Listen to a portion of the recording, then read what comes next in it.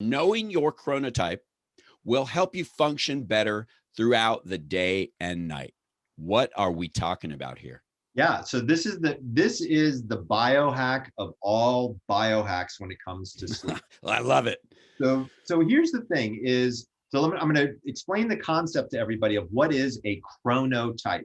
Now, many people might not have heard of the word chronotype, but you've actually heard of the concept, right? If you've ever heard of somebody being called an early bird or a night owl, right? Those Right. are chronotypes. So in the 70s, a group of scientists came out with a questionnaire called the Morningness, Eveningness Questionnaire. So we were able to tell, okay, some people seem to prefer morning time, some people seem to prefer nighttime.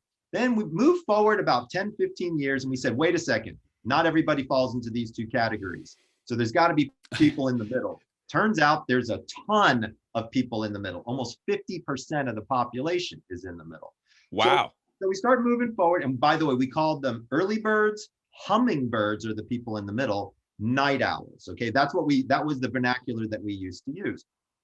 So Okay. I ended up having a patient, and it was very interesting because I failed tremendously. I tried every insomnia thing that I could possibly try with her. Brought her back in, and her name's Kate. And I said, Kate, let's go through this again. And we started talking. And she finally turned to me and she said, you know, Dr. Bruce, if I could just go to bed at 2 o'clock in the morning and I could wake up at 9 and go to work at 10:30, right, everything would be perfect for me.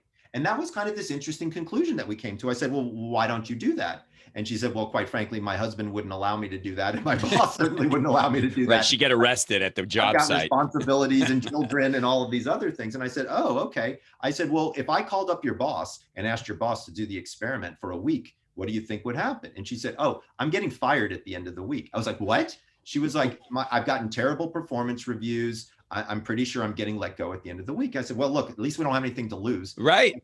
I call up the boss and I'm like, dude, I want her to come in late. He's like, he literally told me I'm firing her at the end of the week. I was like, no problem. Let's talk again on Friday. I have her change her schedule, show up on Friday. I call the guy on Friday. Here's what he says to me. First words out of his mouth. I have 3 more employees I want you to talk to. Right? He said her work product was tremendous that week. She wasn't falling asleep in meetings, none of those things, because we put her into what I call her chronotypical swim lane. Okay. Gotcha. So here's how this really works. This is not a choice. This is a genetic predisposition. Okay. So we are just born into this sort of lane, if I may. Okay. Exactly. Okay, I'm with you. So here's the deal. I'm 5'9". I'm never gonna dunk a basketball. It's just not in genetics. There's a couple guys out there, but it's unusual. Right. I mean, I'm not Spud Webb, if you know what I mean, right? Right. He's the guy that won the dunk contest. I think he's the king, right? Right. So I'm never gonna be that guy. And some people are never going to be early birds, and some people are never going to be night owls. This is a genetic situation. Now, people might ask, well, okay, Dr. Bruce, how do you know that? Well, actually, it's well recorded in the medical research. So it turns out that there are not just 3 chronotypes, but I've discovered a 4th for insomnia, which is what helped me with Kate. Turned out that she had an interesting genetic situation that turned out to be much more common than we ever thought. So if you look in a very specific place on your gene called the PER3 gene, you'll see that it gets flipped one way or flipped another way. And that's what makes you an early bird or a night owl. Now, just to be clear, there's a lot more science to it than just one particular SNP on a gene, which SNP, by the way, is called a single nucleotide polymorphism. So that's where there's an aberration or something weird happened. Right. So there's a couple of things that have to happen, but the general science falls right around that PER3 gene. So here's what's interesting is people say to me, well, Michael, I wake up at 5 a.m. every morning and I'm part of the 5 a.m. club. And I'm like, dude, have you checked your chronotype? Because you're probably screwing yourself up completely, right? Literally only 15% of the population is geared to wake up at that time. 50% of the population is in the middle. About 15%, maybe 20% are night owls. I happen to be one of those.